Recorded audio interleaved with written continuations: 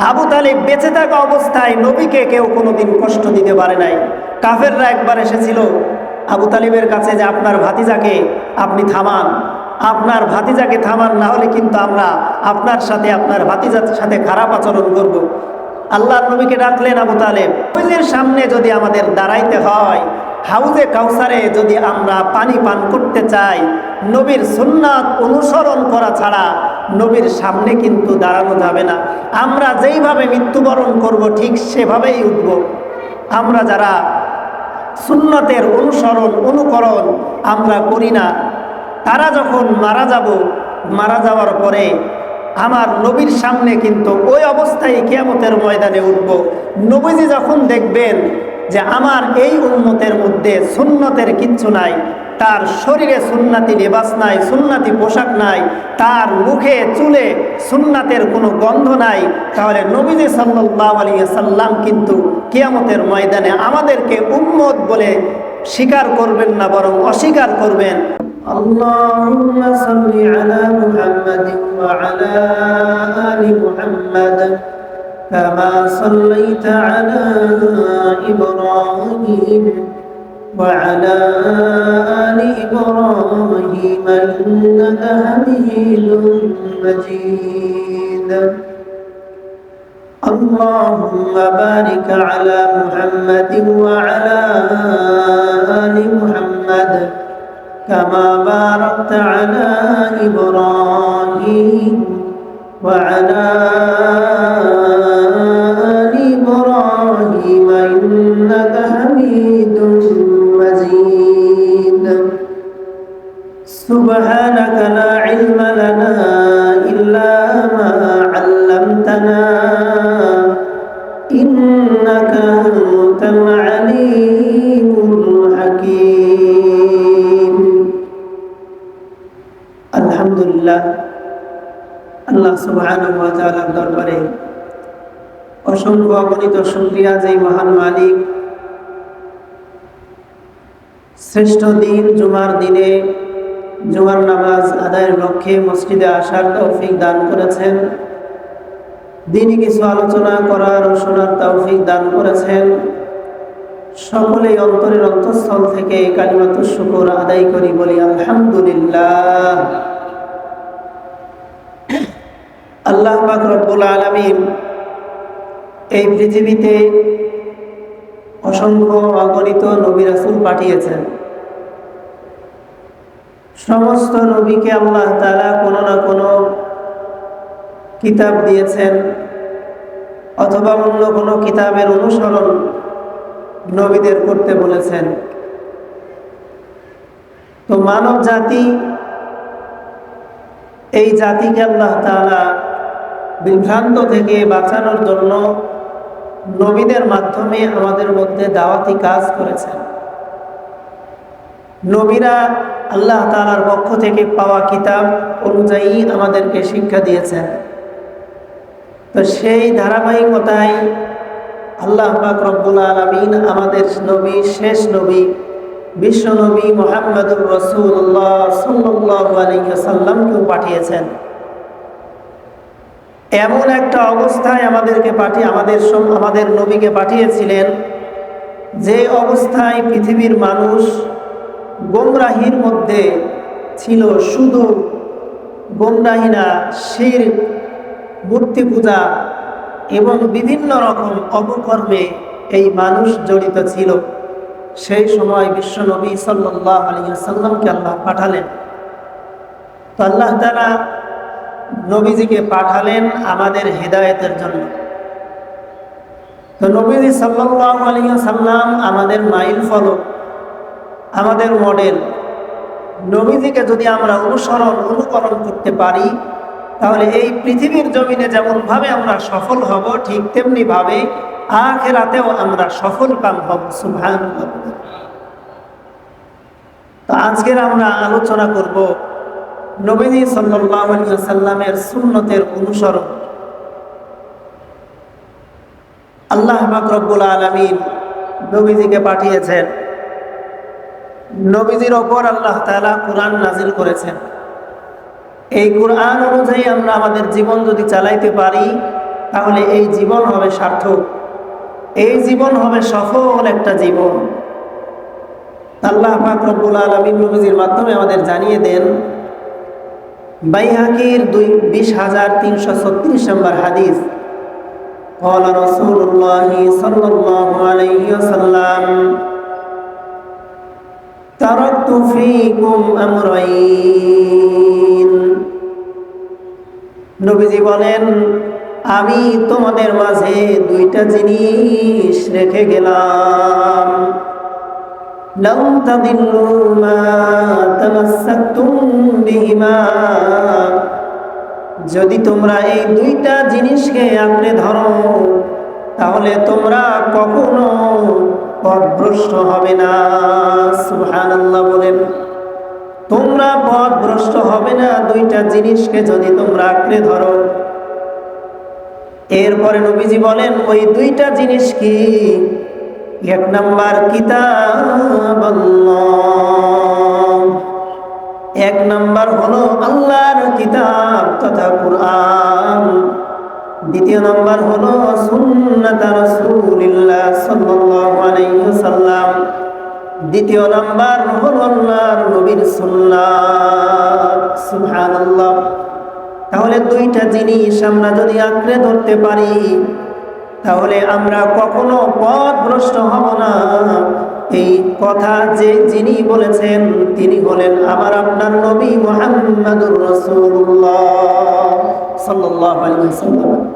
তাহলে নবীজি বলেছেন দুইটা জিনিস আঁকড়ে ধরলে পথভ্রষ্ট হব না।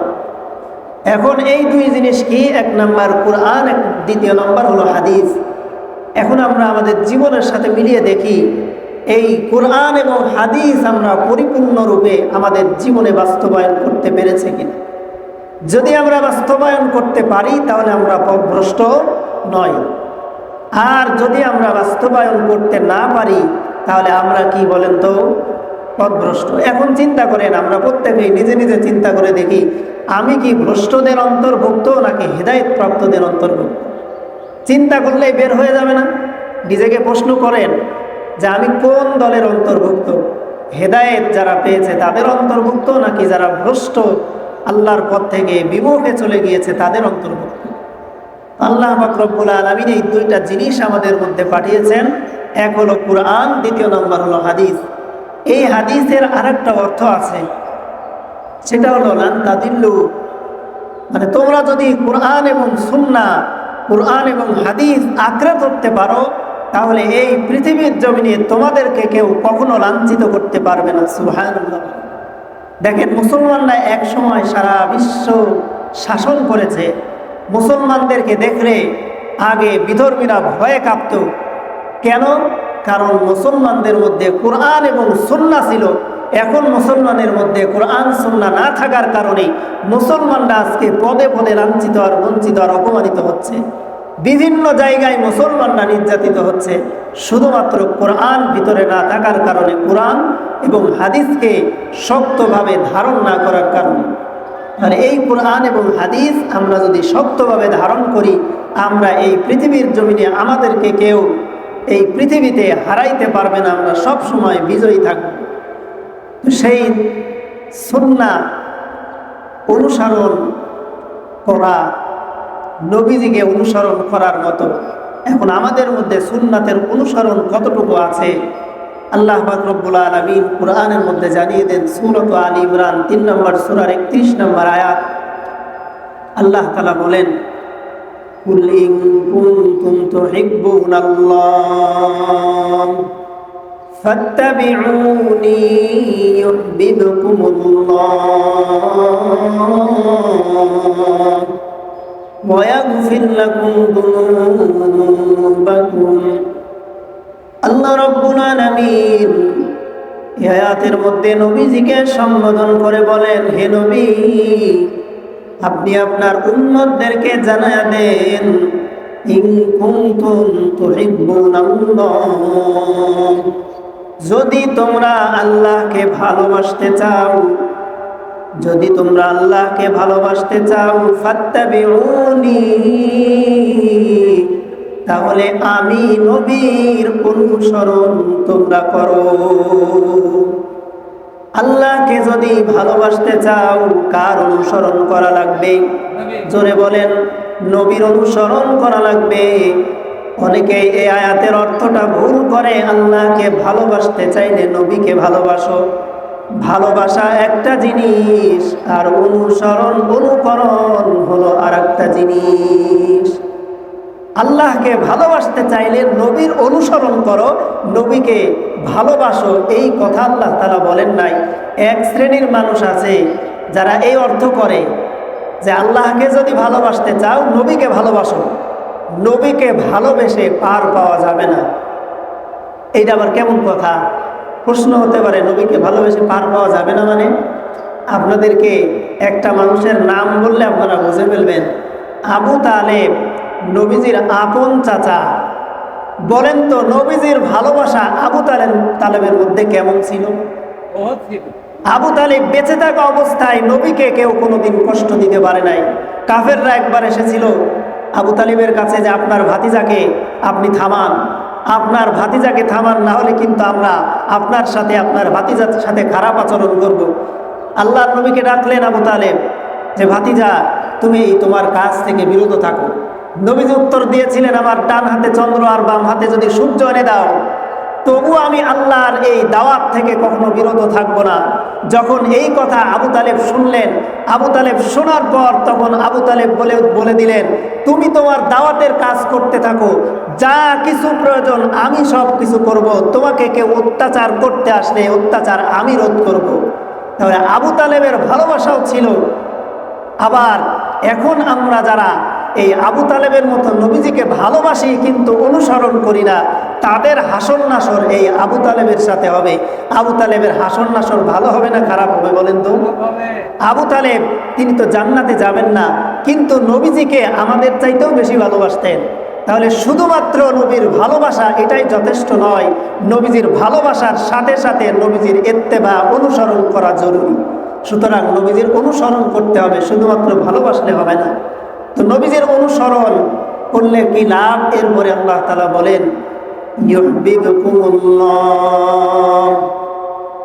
তোমরা যদি নবীজির অনুসরণ করো তাহলে আমি আল্লাহ তোমাদের ভালোবাসবো। এরপরে আল্লাহ তাআলা বলেন, ওয়ায়াগফির লাকুম যুনুবাকুম, আমি আল্লাহ তোমাদের জীবনের সব গুনাহ মাফ করে দিব। সুবহানাল্লাহ বলেন। তাহলে নবীজির অনুসরণ যদি আমরা করতে পারি আল্লাহ তাআলা আমাদেরকে ভালোবাসবেন, আল্লাহ তাআলা আমাদের জীবনের সব গুনাহগুলো মাফ করে দিবেন। তাহলে নবীজির অনুসরণ আমাদের কতটুকু জরুরি এবার বুঝেন তো। আমরা অনেক সময় এটা তো সুন্নত কাজ, করলে সওয়াব আছে, না করলে তো গুনাহ নাই, এজন্য ছেড়ে দেই। অনেক সুন্নাত কাজ আমরা ছেড়ে দেই না। আসলে দেখেন তো এই জায়গায় এই আয়াতে আল্লাহ পাক কি বলেন, নবীজির অনুসরণ যদি কেউ করে আল্লাহ তাআলা তাকে ভালোবাসবেন। আল্লাহর ভালোবাসা আমার আপনার উপর যদি থাকে তাহলে পৃথিবীর কোনো শক্তি নেই যে আমাকে আপনাকে লাঞ্ছিত করতে পারবে। নবীজির ভালোবাসা আর মহাব্বত অনুসরণ আমার অন্তরের মধ্যে আনতে হবে। এখন নবীজির অনুসরণ আমাদের মধ্যে কতটুকু আছে? সব কিছু করার পরে যদি সময় থাকে তখন গিয়ে আমরা নবীর অনুসরণ করি, কিন্তু ঘুম থেকে উঠে রাতে ঘুমানো পর্যন্ত সমস্ত কাজের মধ্যে সুন্নত আছে, নবীজির অনুসরণ আছে। আমরা কয়টা মানি? দেখা যাবে জিরো, আমরা মানার ক্ষেত্রে একেবারে জিরো। হ্যাঁ মানি কোনটা? ওই যে খাওয়ার পরে মিষ্টি খাওয়া সুন্নত, এই সমস্ত সুন্নতগুলো আমরা মানি, যেগুলো সহজ, যেগুলো মানতে কষ্ট হয় না, এই সুন্নতগুলো আমরা মানি। কিন্তু যেগুলো মানতে কষ্ট হয় এই সুন্নত আমরা মানি না। বলেন নবীর সুন্নত আমরা কতটুকু অনুসরণ করি? আজকে আমাদের মুসলমান যারা আমরা আছি, অনেককে দেখলে বোঝা যাবে না যে মুসলমান নাকি অন্য ধর্মের। বোঝা যায় প্যান্ট শার্ট দাড়ি বাড়ি কিচ্ছু নাই, সরাসরি দেখলে কি বলবেন? মুসলমান বলা মুশকিল না? তাহলে আমরা আজকে নির্দ্বিধায় নবীর সুন্নতকে অমান্য করার মতো কাজ আমরা করি। এই অবস্থায় যদি আমি মারা যাই, আমার ইন্তেকাল হয়ে যায়, কবরের মধ্যে রাখার সময় একটা দোয়া পড়ে। কি দোয়া সবাই একটু বলেন তো, জানেন না সবাই? বিসমিল্লাহি ওয়া আলা মিল্লাতি রসুলিল্লাহ, এটা পড়ে কিনা বলেন? আচ্ছা, এটার অর্থ কি? এটার অর্থ হলো বিসমিল্লাহি ওয়া আলা মিল্লাতি রসুলিল্লাহ, আমি আল্লাহর নামে এবং আল্লাহর রসুলের ধর্মের উপরে এই ব্যক্তিকে রেখে গেলাম। এখন এমন একজন ব্যক্তিকে আমি আপনি কবরে রাখলাম, যেই ব্যক্তি জীবনে কোনোদিন সুন্নতের অনুসরণ করে নাই, যেই ব্যক্তি কোনোদিন আল্লাহ তাআলার হুকুম সে মানার পরোয়া করে নাই, সব কিছু করার পরে সময় থাকলে নামাজ পড়েছে, সব কিছু করার পরে সময় থাকলে সে রোজা রেখেছে, কিন্তু সুন্নত সে জীবনে কোনোদিন মানেই নাই। আবার এমন ব্যক্তিকে কবরে রাখলেন যার মুখে দাড়ি পর্যন্ত নাই, এরকম আছে না নাই বলেন তো? এখন আমি আপনি যে তাকে কবরে রাখার সময় বললাম বিসমিল্লাহি ওয়া আলা মিল্লাতি রসুলিল্লাহ, এই লোকটাকে আল্লাহ এবং আল্লাহর রসুলের মিল্লাতের ওপর কবরে রেখে গেলাম, কথা সত্য নাকি মিথ্যা বলেন? জীবনে যদি কোনো মিথ্যা না বলে থাকেন, এই একটা মিথ্যা আপনার আমলনামায় উঠে গেল। তাহলে দেখেন তো নবীজির সুন্নাত অনুসরণ করা আমাদের কতটুকু জরুরি। প্রত্যেকটা কাজে, পোশাক আশাক, আমার খাওয়া, আমার চলা, আমার ব্যবসা, আমার বাণিজ্য, আমার ক্ষেত খামার, সব জায়গায় নবীজির সুন্নত আছে না নাই? নাকি ক্ষেত খামারে নবীজির সুন্নত নাই? ক্ষেত খামারের মধ্যেও আছে কি করা? প্রত্যেক বছরে আইল কেটে কেটে নিজের জমিনদার একটু বাড়ায় নেওয়া, এটা সুন্নাত বলেন? অনেক সময় আমাদের মধ্যে এই অভ্যাসটা দেখা যায়, আইল কাটতে কাটতে আর কিছুই নাই, কিছুই আর থাকে না, অন্যের জমিনের মধ্যে ঠেলা দেয়, এরকম অভ্যাস আমাদের মধ্যে আছে না নাই? তো এই অভ্যাসগুলো কিন্তু আমাদের বাদ দিতে হবে। নবীজি সাল্লাল্লাহু আলাইহি ওয়াসাল্লাম চাষাবাদ করেছেন, নবীজি সাল্লাল্লাহু আলাইহি ওয়াসাল্লামের সাহাবায়ে কেরাম চাষাবাদ করেছেন, নবীজি ব্যবসা করেছেন, নবীজি আরেকজনের দিন মজুর খেটেছেন, নবীজি ছাগল চড়িয়েছেন, সমস্ত আমল করে আমাদেরকে দেখিয়ে দিয়েছেন যে প্রত্যেকটা কাজের মধ্যে সুন্নত আছে, প্রত্যেকটা কাজের মধ্যে আমি নবীর অনুসরণ আছে, কিন্তু নবীজির অনুসরণ আমরা করতে চাই না। তাহলে নবীর অনুসরণ করলে কয়টা ফায়দা হবে? দুইটা। এক নাম্বার, আল্লাহ তাআলা তাকে ভালোবাসবেন, দ্বিতীয় নাম্বার, আল্লাহ তাআলা সমস্ত গুনাহ মাফ করে দিবেন। এই দুই জিনিস যদি আমরা আমাদের জীবনে পেয়ে যাই, এখন আপনারা বলেন আর কি চাই? আর কিছু দরকার আছে? গুনাহও মাফ করে দিলেন, আল্লাহ তাআলা ভালোবাসবেন, তাহলে আমাদের ঠিকানা কি জাহান্নামে দিবেন আল্লাহ? যদি আল্লাহ ভালোবাসেন, গুনাহ মাফ করে দেন, আমাদের ঠিকানা কোথায়? জান্নাত। তাহলে নবীর সুন্নতের অনুসরণ কোনো ব্যক্তি যদি করে, তাহলে তার ঠিকানা কোথায় হবে? জান্নাতে হবে। তাহলে নবীজির সুন্নতের অনুসরণ করা দরকার আছে না নাই? এখন নবীজি আরো স্পষ্টভাবে আল্লাহ তাআলা জানিয়ে দিয়েছেন, প্রত্যেকটা কাজে নবীজির সুন্নত আছে। কি বলেন আল্লাহ তাআলা? সূরাতুল আহজাব 33 নম্বর সূরার 21 নম্বর আয়াত, আল্লাহ তাআলা বলেন, লাকাদ কানা লাকুম ফি রাসূলিল্লাহি উসওয়াতুন হাসানা। নবীজি সাল্লাল্লাহু আলাইহি ওয়াসাল্লামকে আল্লাহ তাআলা জানিয়ে দিলেন, লাকাদ কানা লাকুম, আল্লাহ তাআলা উম্মতদেরকে সম্বোধন করে বলেন, লাকাদ কানা লাকুম ফি রাসূলিল্লাহ, তোমাদের জন্য উত্তম আদর্শ নবীজি সাল্লাল্লাহু আলাইহি ওয়াসাল্লামের মধ্যে নিহিত আছে। সুবহানাল্লাহ বলেন। উত্তম আদর্শ নবীজির মধ্যে নিহিত আছে। নবীজি সাল্লাল্লাহু আলাইহি ওয়াসাল্লাম এক সময় ছোট ছিলেন, নবীজি এক সময় বয়স্ক হলেন, নবীজি এক সময় যুবক ছিলেন, নবীজি আবার বৃদ্ধ হয়ে গেলেন। কোনো ছোট বাচ্চা যদি চাই নবীর আদর্শ গ্রহণ করতে, তাহলে ওই যে শিশু নবী মুহাম্মদুর রাসূলুল্লাহ সাল্লাল্লাহু আলাইহি ওয়াসাল্লামের দিকে তাকিয়ে তাকিয়ে দেখে।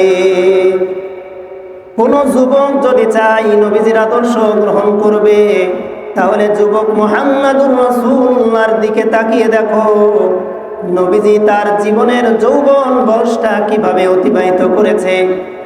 এরপরে কোনো বাবা যদি চাই আমি নবীর আদর্শ গ্রহণ করব, নবীজিকে বাবা হিসাবে নবীজির দিকে তাকিয়ে দেখো, এই নবীর মধ্যে বাবার আদর্শ কেমন ছিল। কোনো ব্যক্তি যদি নানা হিসাবে নবীজির আদর্শ গ্রহণ করতে চায়, তাহলে নবী যখন দাদা ছিলেন, নানা ছিলেন, ওই নানা মুহাম্মদুর রাসূলুল্লাহর দিকে তাকিয়ে দেখলে নবীর আদর্শ নানার আদর্শ কি হতে পারে নবীজির মধ্যে পাওয়া যাবে। নবুয়ত পাওয়ার পর নবীজি দাওয়াতের কাজ করেছেন। কোন দায়ী যিনি দাওয়াত দেয়, যিনি সবসময় আল্লাহর রাস্তায় মানুষকে ডাকতে থাকে, তিনি যদি চায় একজন দায়ী হিসাবে, দাওয়াত দানকারী হিসাবে নবীজির দিকে তাকাইতে নবীজির মধ্যে পাওয়া যাবে নবীজি দাওয়াতের কাজ কেমন ভাবে করেছেন। আমার নবী নবুয়ত পাওয়ার পর কত কষ্ট সহ্য করেছেন। আজকে আমরা নবীর উম্মত হয়ে নবীর সুন্নতের অনুসরণ করতে চাই না। তায়েফের ময়দানের ঘটনা আমাদের অনেকের জানা আছে।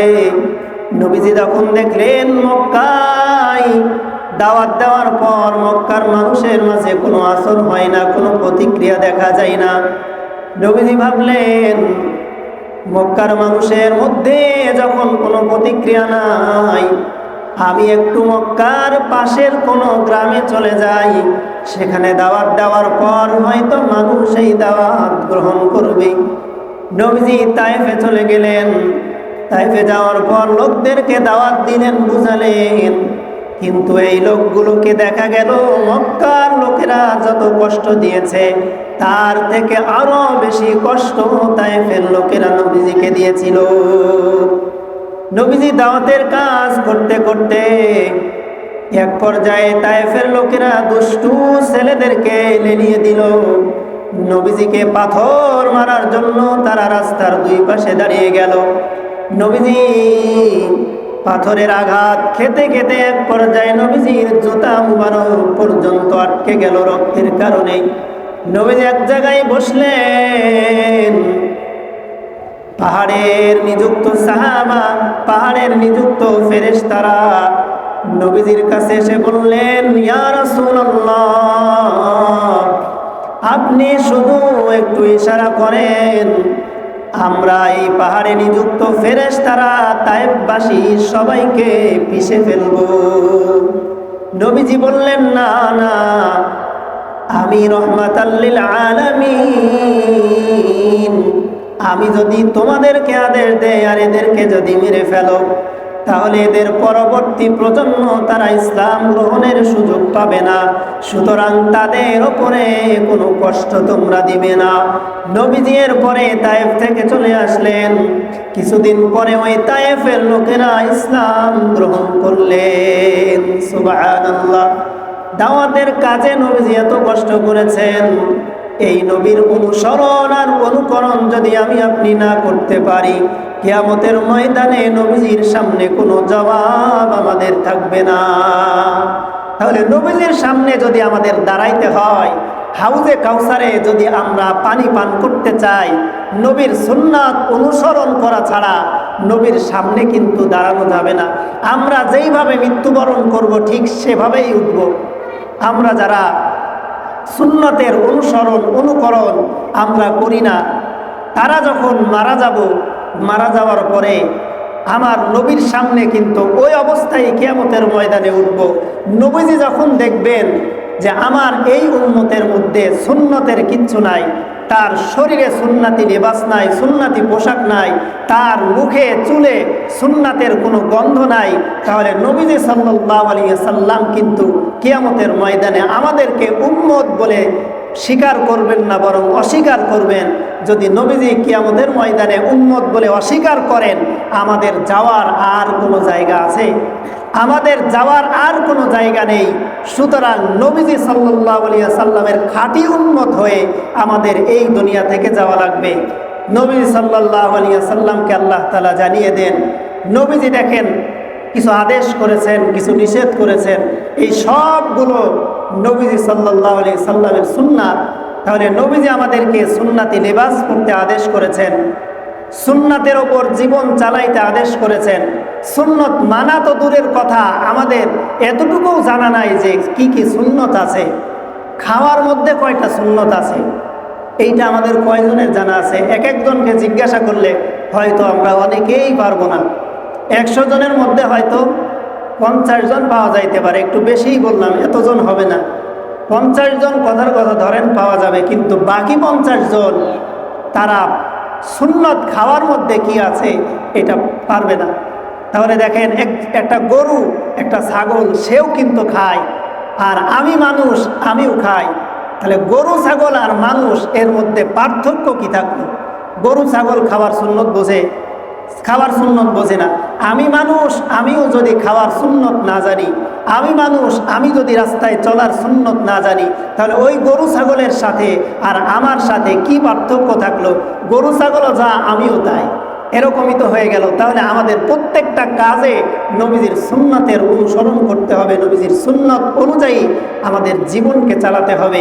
সূরাতুল হাসর 59 নম্বর সূরার 7 নম্বর আয়াতের এক অংশে আল্লাহ তাআলা বলেন, ওয়ামা আতাকুমুর রাসূলু ফাখুযুহু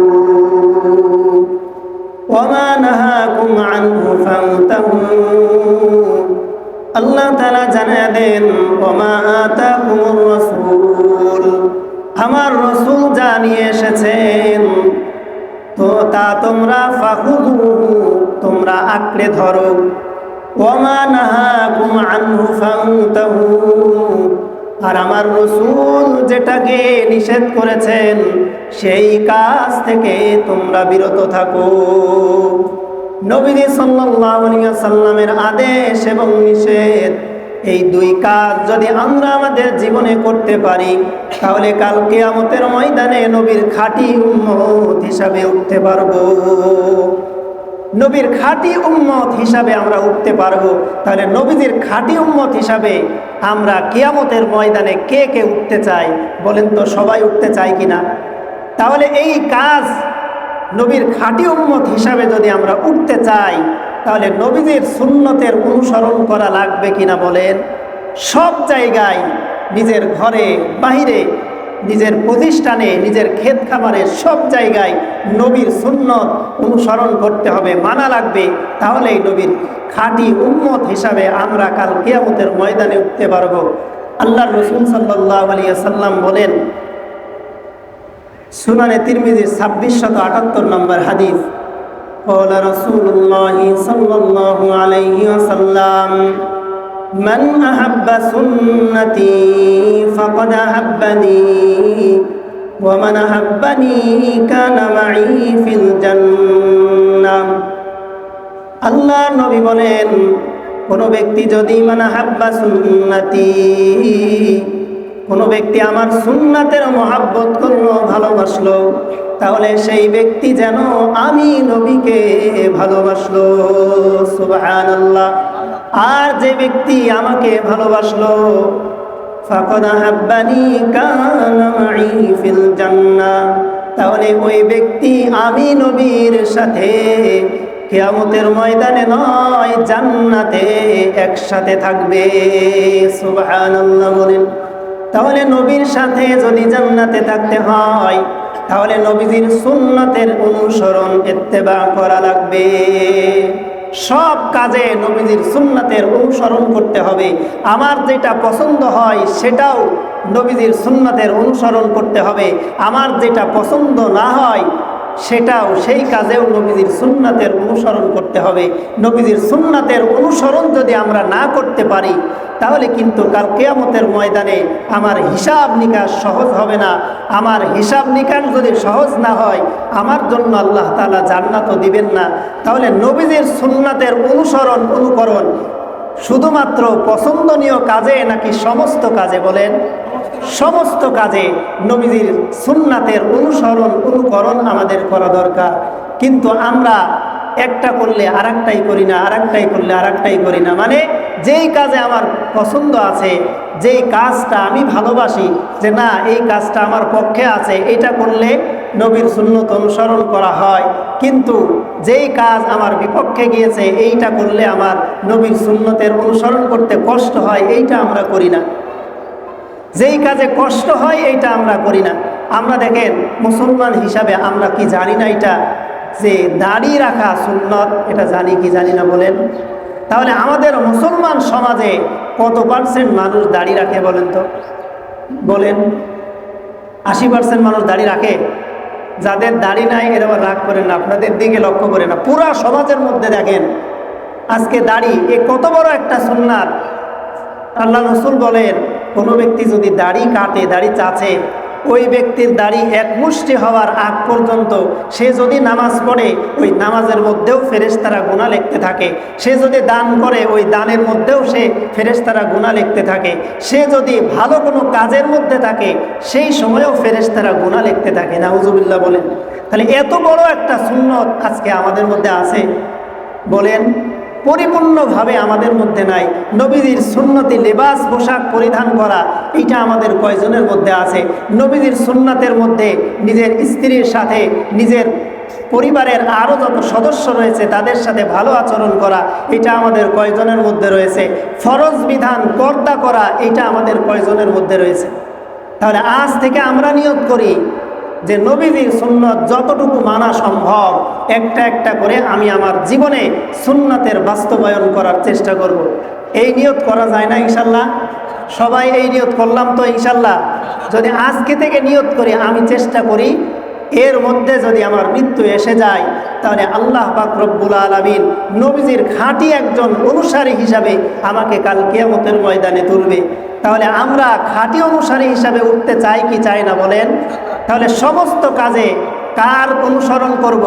নবীজির সুন্নাতের অনুসরণ করব। নবীজি যেইটা বলেছেন সেই কাজ আমরা অনুসরণ করব, আমার পছন্দ হোক বা না হোক, কিন্তু নবীজির সুন্নাত এটা আমার মাথার উপরে থাকবে। আমি নবীর সুন্নত মানার চেষ্টা করব তো ইনশাল্লাহ? চেষ্টা করব তো ইনশাল্লাহ? আল্লাহ তাআলা আমাদের সবাইকে আমাদের নবীর সুন্নাত পরিপূর্ণভাবে বাস্তবায়ন করার তৌফিক আল্লাহ তাআলা আমাদের দান করেন।